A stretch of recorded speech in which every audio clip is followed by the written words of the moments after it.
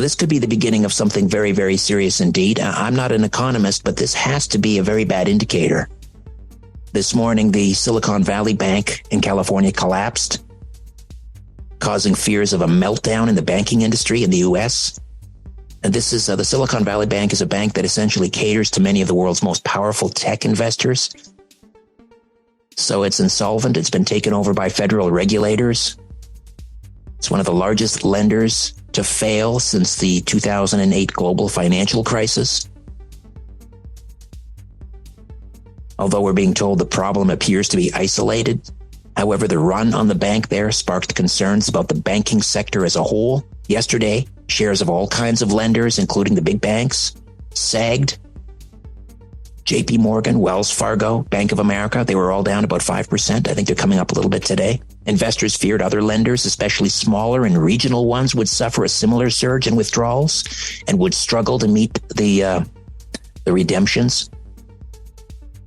Wall Street's already on edge. Earlier this week, Silvergate, a California-based bank that caters to the cryptocurrency industry, announced plans to unwind its operations.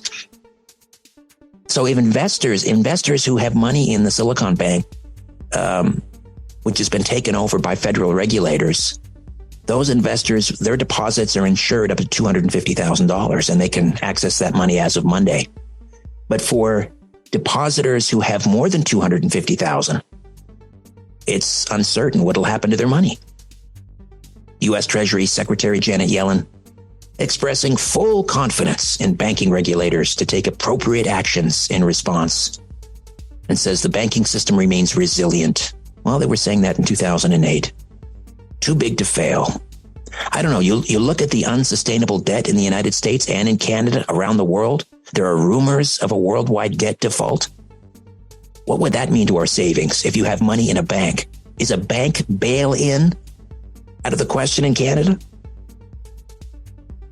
I was reading a quote from New York University's Nouriel Roubini, who says the explosion of unsustainable debt ratios in recent decades implies that many borrowers, households, corporations, banks, shadow banks, governments, and even entire countries are insolvent zombies that are being propped up by low interest rates. Well, they were up until recently, which kept their debt servicing costs manageable. Inflation's return ended this financial dawn of the dead, he says, and together with low growth is propelling the world toward the mother of all stagflationary debt crises.